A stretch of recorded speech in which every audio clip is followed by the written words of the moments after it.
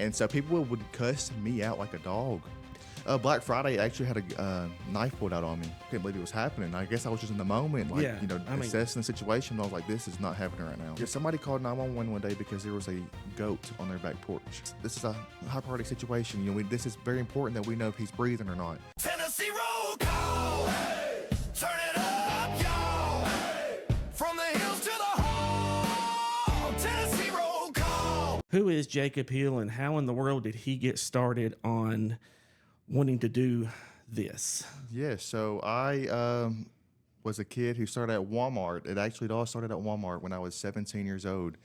I started as a cashier there, and I saw the loss prevention crew walking around and catching people stealing every day, and I'm like, wow, that's awesome, And then I saw police were showing up and apprehending them and taking them to jail. It was just so cool. So I got with the loss prevention manager. Her name's Angie.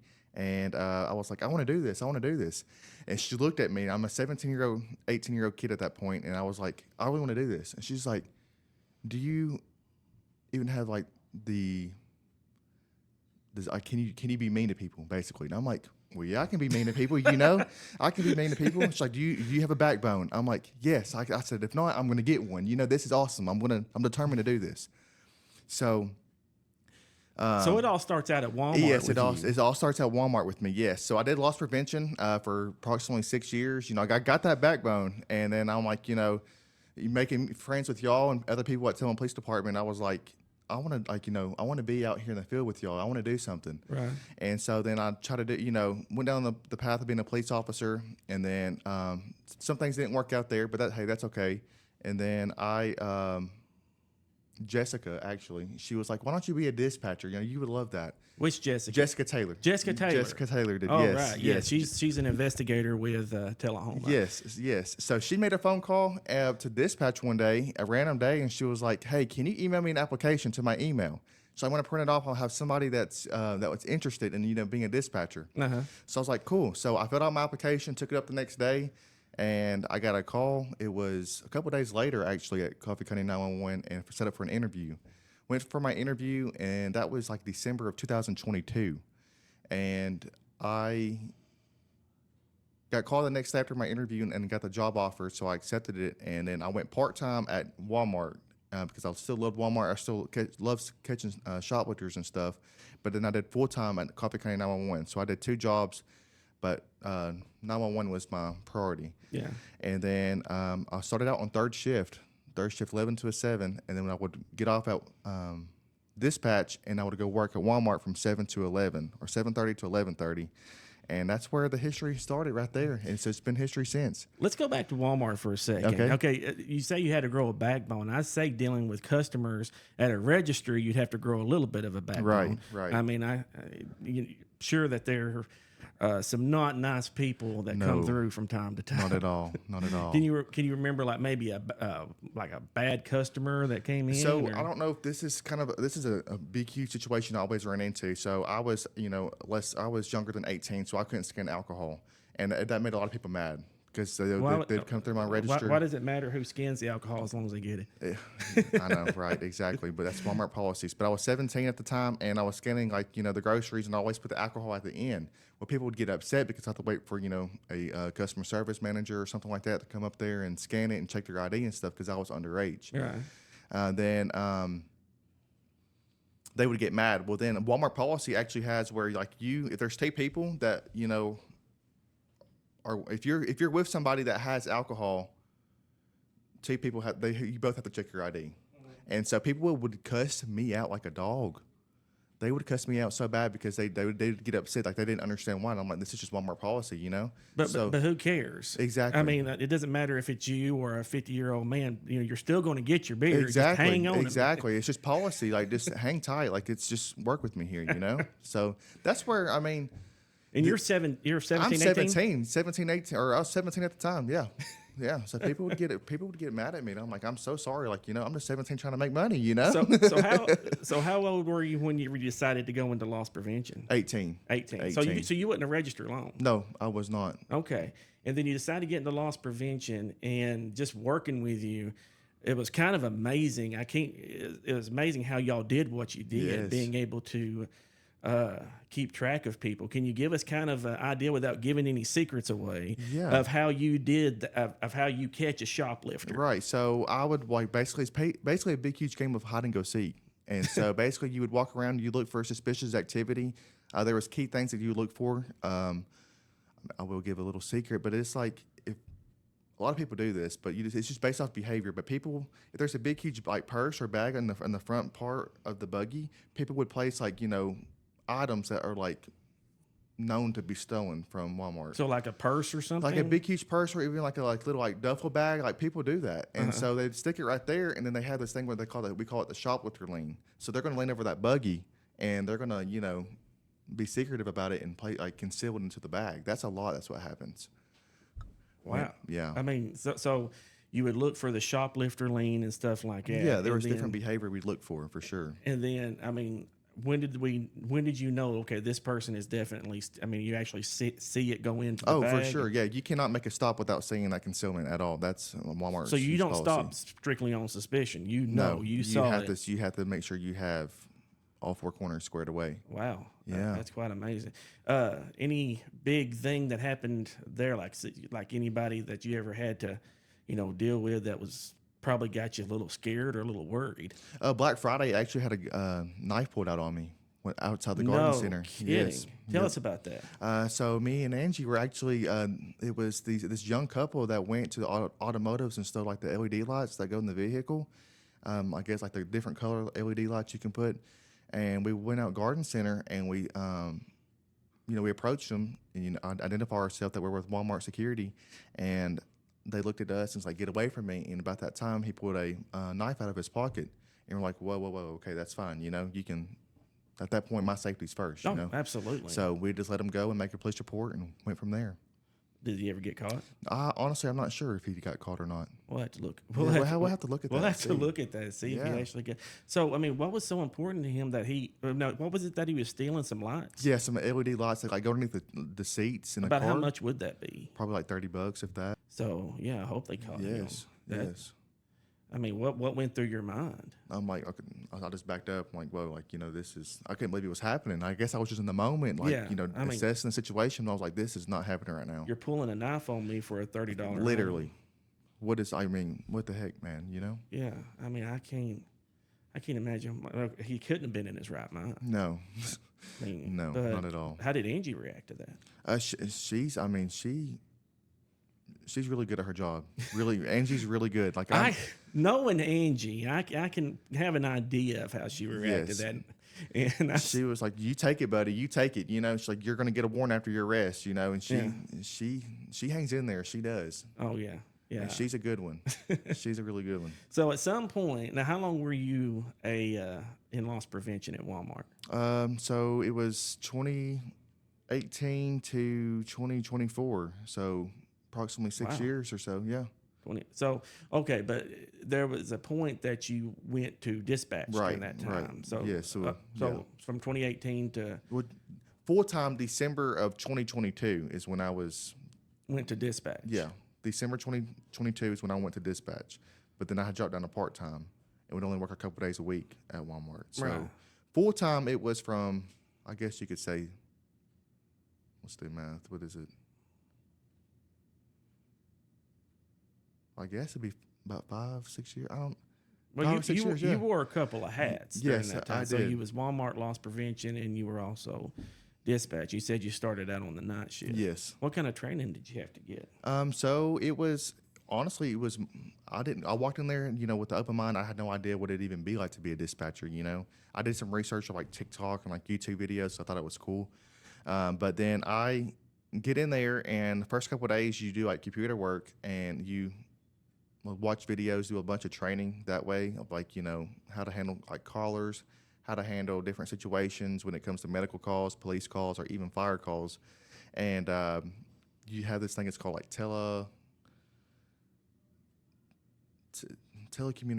CPR certification. So basically, like I do like this big huge training online, and it like gives me the certification to do CPR. I give CPR instructions over the phone. And then meanwhile, we also are all CPR certified up there at dispatch as well. And then I would sit with a trainer somebody who is a certified training dispatcher, and would sit with them, and they would teach me everything, like the language, how police officers speak on the radio, how to multitask. What we call is a split ear. So basically, like I can be on the phone with a caller, or even some 911 caller, officer, anything like that, and I can have a conversation with somebody on the radio as well. So say you would never know, but there's times where I'm on the phone taking a call, and you're giving me a driver license number, and that's what we call a split ear. So they train you for that, like trying to get that. It's pretty neat. How do you train for split ear? I mean, It's- I've definitely got the one track. I mean, I can't imagine talking on the radio and then like talking on the phone also. I mean, I'm one or the other. Yeah, no, and there are some points now to this day that like I will tell a unit stand by in public service, and I feel bad for doing that, but it's a high priority situation, Well, So I'm especially like, 911. yes, exactly. Okay. But there are times where I tell my caller, I'm like, stand by, my officers keying up on the radio real quick. I need to get their information. Tell me a little bit about, so during your training, did you know that you was going to be able to grasp it? Did it intimidate you? Or, I mean, at what point was you like, okay, I'm ready to do this and I'm moving forward with it? So in my training, I was very intimidated. So I see these other dispatchers that's been there for a while, and they're just sitting there, just doing the thing. I'm like, wow, like I want to be like them, So I went in there with and determine. Wow, I cannot talk. No, go for it. I was like determined to go in there and like I want to do this. I want to be like them one day, So I just soak everything in. I was a sponge and just soaked everything in, and I just did it. Anyways, as you've progressed along, I mean, do you got any like real good dispatch stories that you would like to share with us without saying any names? Yeah. So somebody called 911 one day because there was a goat on their back porch. A goat. Yes, a goat.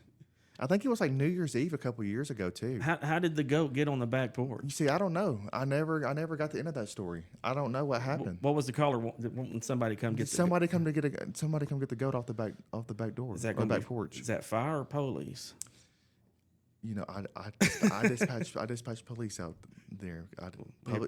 Public safety. So I was like, We appreciate that. yeah.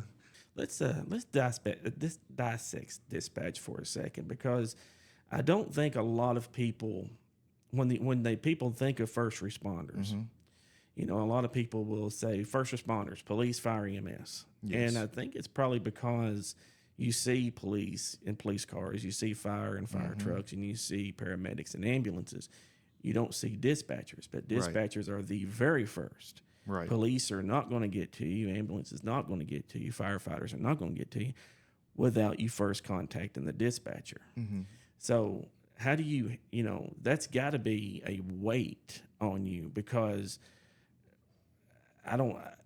people are, if you mess up at your job, if you are not on your game every day, you could be sending somebody somewhere else. You could be the reason. How do you deal with the stress of that? So I like, my biggest motto is cover all four corners. So when I first get a caller, my first thing I'm going to do is I'm going to confirm that address a couple times. We have a pinging program. When you call 911, we get a ping. But sometimes it doesn't work. So in that situation, that's kind of stressful when we don't get with their address. My main thing is getting all the information I can. So when I'm on a call, I paint a picture. I look at that map and I look at the way the house is kind of set up. I see what's around the house and stuff like that. I want to paint a picture for y'all, for the responders that are in the field at this point, and get the information that I can so that y'all know what y'all are walking into. Because the scariest situation is when I can't pick that up. I mean, there's been calls, high priority calls that we've had, especially in the last couple of months, that we didn't have all the information, and so y'all, that stresses me out more than anything. When y'all go to the call when y'all go to the call in the field and don't know what's going on, so that's a lot of stress. You're right, it is. But at that point, I know that I did what I can do. That's all I could do. But how do you deal with the stress of it? Like, how do you get, you have to definitely debrief a little bit Right. during that time. There are calls like, we don't get closure. All we get is a back 10-8 report on file or report on file, warrants obtained and served, or back 10-8 advice given. We get that a lot. Thankfully, I have a good rapport with the responders here. Not to brag, but I do. And I can hit them up and be like, hey, I need closure on this call because it's really bothering me, And everybody, all my friends and all the responders are great about that. We're a big, huge family here. And I really like that a lot because I can just call and they tell me, what's happened and stuff. And so that helps out a lot. Definitely takes a special person to be a dispatcher. I don't think anybody could do that job. You've got people that are calling you in the worst moments Yes. of their life. They're obviously not going to be calling you saying, okay, this is happening to me right now. My address is this is exactly what's going on. And you have to paint that picture now for the responders. And I can't, how, I guess maybe what I would like for you to do is kind of walk me through maybe like let's go through a CPR in Okay. progress, because now as you say you're CPR certified, but you're not there Right. to put your hands on them. You're not there to evaluate them. You don't. The person is calling you. I guess most of them don't have any medical training. Don't know Right. what a pulse, how to check a pulse or anything like that.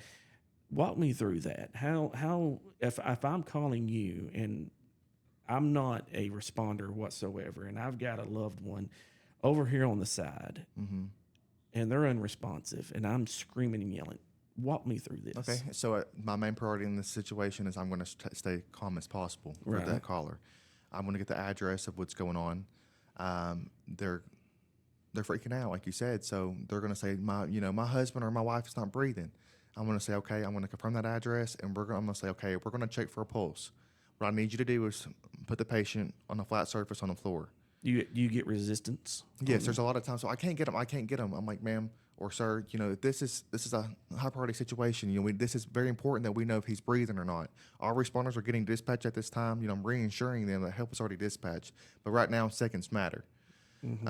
So let's go ahead and get that patient on the floor, and we're going to check for a pulse. I'm assuming you're not going to tell somebody to do chest compressions unless you can be pretty sure that they need Oh, right, them, right. correct? So how are you able to get the information from this frantic caller? Okay, now it's time to move on to start the CPR. How are you going to get that information? So at this point, this point in the call, I have the patient on a flat surface. So I'm going to ask and basically, get on their level. Okay, I need you to tell me if their chest is rising or falling. That's better than I need you to put your finger, on a person that's certified and knows what they're doing. Put your finger or your hand on their wrist and see if you can feel a pulse, or on their neck. You're actually using the language rising and falling. Yes, rising or falling. Do you see their chest, moving up or down? Yeah. Or can you stick your finger underneath their nose and can you see if you can feel any air coming out of their nose? And at that point, that's usually my two main that I use. And they scream, I don't know. Yes, I don't know. And I'm like, okay, this is very important that we if he's not breathing and if you want to start CPR, this is very important that you tell me if you feel his chest rising or falling, or if you can feel air coming out of their nose. Okay, so no, there's no air coming out of his nose, chest not rising or falling. Okay. What do I need to do? Okay, so we're going to go ahead and start CPR, because at that point, you're giving me information that determines in my training that the patient's possibly not breathing, or that is not breathing. So at that point, I'm going to tell you you're going to kneel down. Well, before you kneel down, go ahead and get that front door unlocked for the responders, because we're about to start CPR and you don't need to stop. Officers are going to, and first responders are just going to come Didn't inside. even think about that. We got to get inside. Yes, exactly. So it ain't going to help us having to, hey. Exactly. Yeah, okay. So they unlock the door. Now we're going to go chest compressions. Yes. Tell us about how are you going to explain it to me? Okay, so at this point, I'm going to say kneel down, and now you're going to put the phone on speakerphone, and you're going to put that phone next to you. You're going to kneel down, and then you're going to go approximately inch to half an inch below the breast area, right there, and you're going to put one fist over the other fist, and we're going to start CPR. And I'll just walk them through it. We're going to do 30 compressions, and then we're going to check for a pulse again. And we have really good responders that have really fast response time. So it's not. I probably can do 2 to 3 sets, and officers are already on scene taking over before EMS and fire get there. Well, that's awesome. Yes. Do you have anybody refuse? You'd be surprised, Rocky. There's a lot of people that do refuse to do CPR because they're so scared, and or the patient might be overweight that they can't get that patient to a Right. stable place where we can do CPR. So how would you? Okay, I'm too scared to do CPR. I can't do this. I cannot do this CPR. What are you going to tell me? I want to say, okay, we have responders already dispatched out there to the area, but if you don't want to start CPR, seconds do matter. We just I can walk you through CPR if you don't know how to do it, if that's what you're scared of. But it's important that we get that patient to start breathing or something like that. I'm a very reassuring person. I try to imagine I'm on scene, so I'm going to talk to somebody on their level when they're scared like that and persuade them into doing CPR. I guess it's kind of like a psychology thing, Yeah. like talking to somebody in that situation. Yeah, amazing. I mean, again, I have to go back and say, not everybody is fit for this position. Can't be. People call 911 on their worst days, and knowing that and my biggest personality trait is I'm a people pleaser. I know that's a bad personality trait to have and stuff like that, but I'm a people pleaser. I want to please everybody.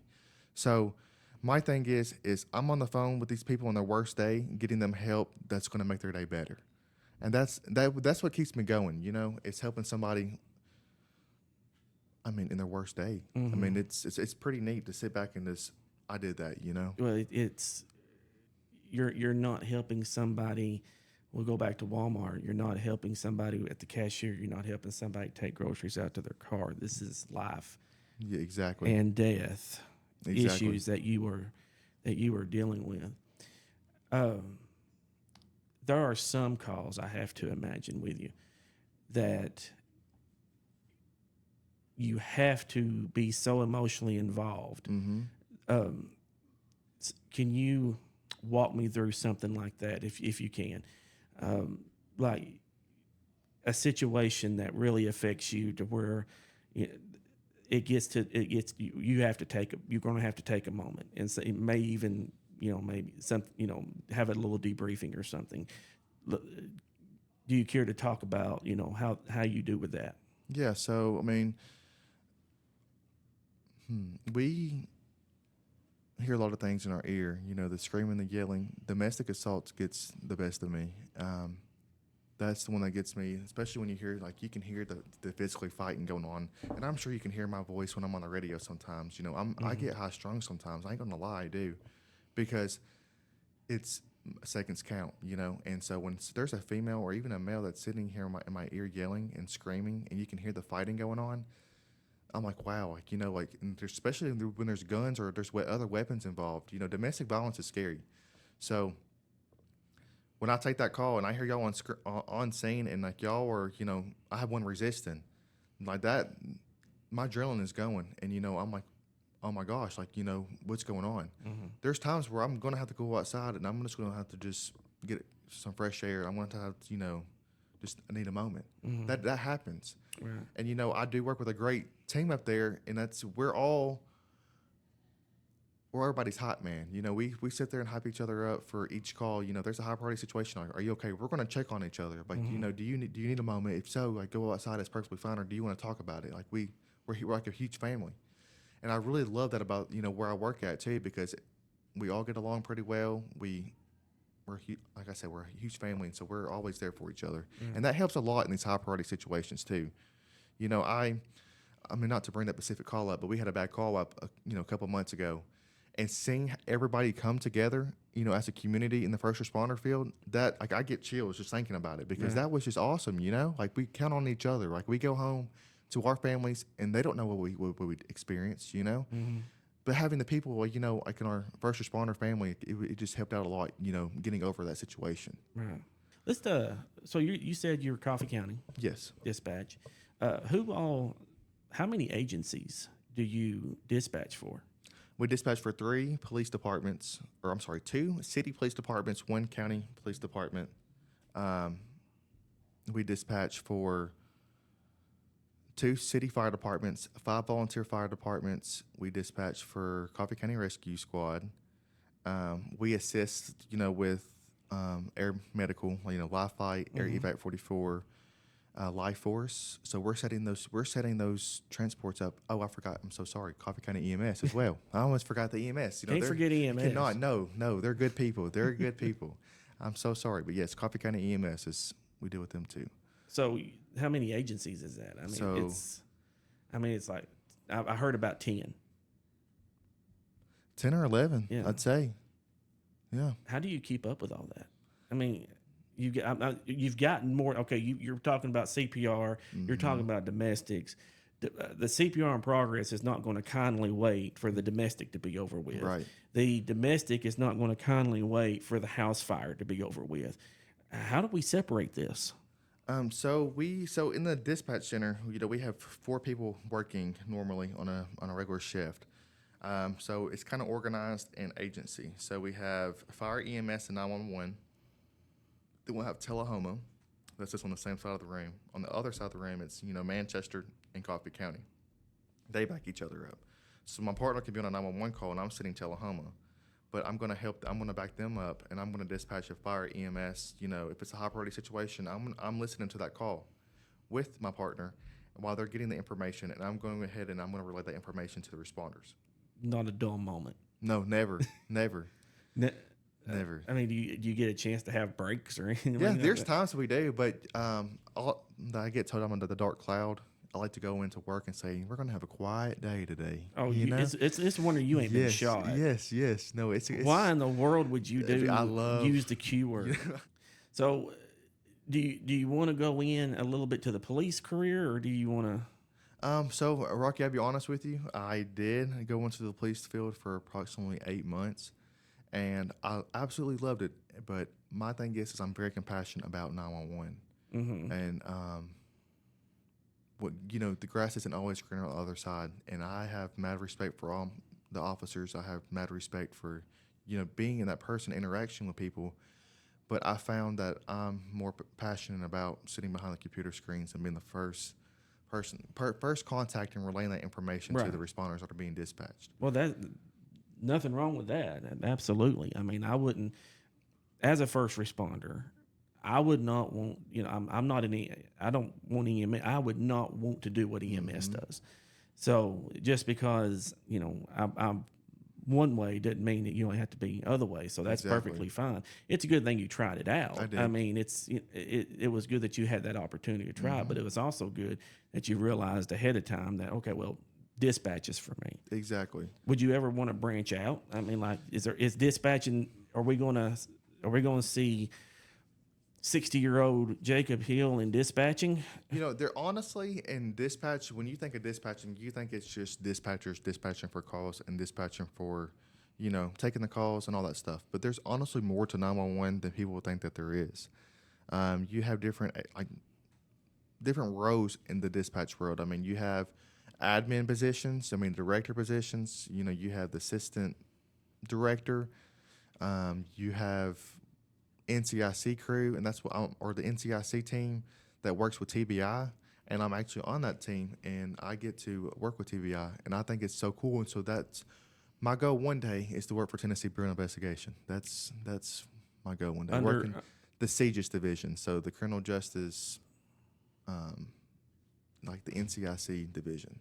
Wow. I think NCIC is so cool, and there's so many things that you can do in NCIC, and it helps responders and Right. For everybody out there, what is NCIC? it's the National Crime Database. So anybody that has a driver license, plates, it gets entered at the DMV, gets entered to NCIC, and it's what the FBI and the state level investigation bureaus use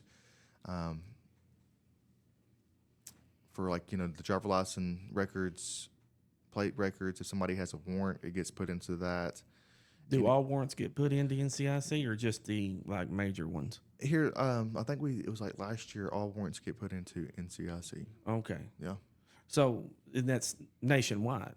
Not nationwide. I know I couldn't speak for other agencies, but I know for us, all our warrants get put in there. And a lot of surrounding agencies and a lot of your bigger agencies, every warrant, they have their own department for NCIC, which I think is awesome. And they just focus on nothing but, entering your order protections, your ex partes, your stolen vehicles, stolen boats, license plates, everything gets entered in there, and it's just great. So I fell in love with the NCIC part of it, and that would be a great career advancement that I would love to do. Would be working for the TBI, working in that division.